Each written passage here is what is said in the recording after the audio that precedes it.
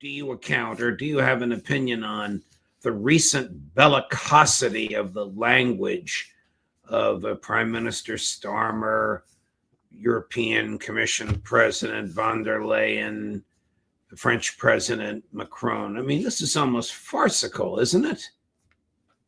It is farcical, but they're grappling with the fact that there's now a chief proxy war sponsor in Washington, and Donald Trump, who's no longer willing to play along with this whole ruse that the NATO alliance is in Ukraine for as long as it takes. Trump is pulling the plug on that, and accordingly, he's showing Europe their place. They were always subordinates in this proxy war coalition. Yes, they provided some weaponry to Ukraine, but as a recent New York Times front page article underscores, it was the U.S. running the show the entire time, to the point where from a U.S. military base in Germany, U.S. commanders were choosing the targets for Ukraine to hit and helping them directly hit them. I'm talking about Russian targets inside of Ukraine. And the way they got out of this semantically, this is one of the few interesting revelations in this article. The way they got out of the semantically is, rather than calling Russian targets, they called them points of interest. So that way, technically, they can say, no, we're not helping Ukraine select targets, simply by changing the word from targets to points. Well, this is Orwell on steroids. They can call it what they want, but this is the United States of America targeting Russian assets, which means military equipment and human beings, and causing human beings to be killed by American equipment, the triggers on which were fired either by Americans or Ukrainians. We have been directly at war with Russia, using Ukrainians as the bullet stoppers. Short of sending our own troops, we've been at war with Russia, and this New York Times article underscores that.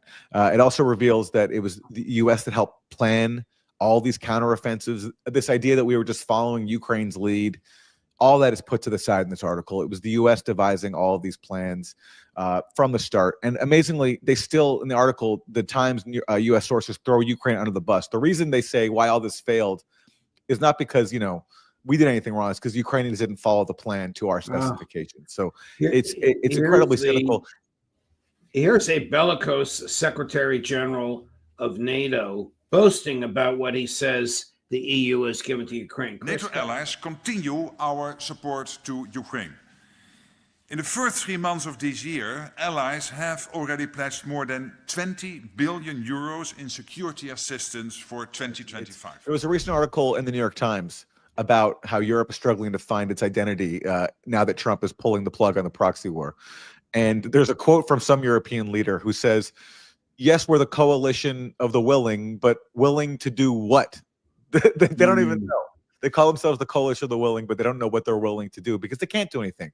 It's the U.S. running the show all along. And if the U.S. pulls away, it looks like Trump is doing, then Europe's role is finished.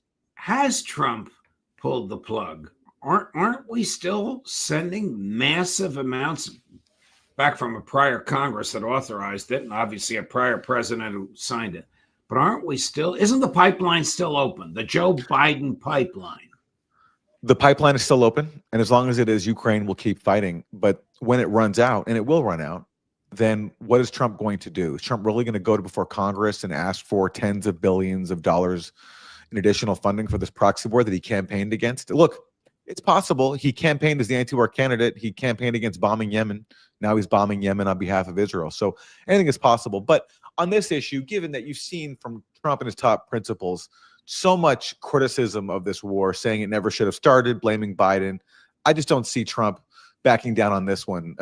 As much as he's been two-faced about war, on this one, I think he'll stick to his guns. This incursion into Kursk was launched, I believe, in August. And what was happening then, that was right after the NATO summit, where once again, Zelensky was disappointed because he was not given NATO membership. That was something Biden dangled in front of his face to get him to keep fighting Russia and to get Russia to keep fighting Ukraine. But then when the time came for a pledge, Biden said, forget it, you're not ready. And so Zelensky, I think, launched this operation in Kursk to stay relevant, to change the narrative, to show something that could justify continued proxy war funding. And there was a lot of excitement about this at first. We got the standard articles in places like the New York Times saying that this is an audacious operation, that Russia was taken by total surprise and was going to be pushed back. But inevitably, as was always the case throughout this war, Russia, because of its sheer size and power, was always going to push this back. And for Ukraine, it caused a double problem because they had to divert forces from the Donbass front, which is the most important front for Russia's perspective, to go fight in Kursk. And they sent forces into Kursk that have been specifically trained to fight in Donbass to help propel Russian forces there. So you ended up tying up Russia a little bit in Kursk, but also meanwhile weakening Ukraine in the Donbass. And that's why we've seen increasing Russian advances there. So this was yet another failure by Zelensky, all because he just wanted to stay relevant and justify continued proxy war funding that keeps him afloat.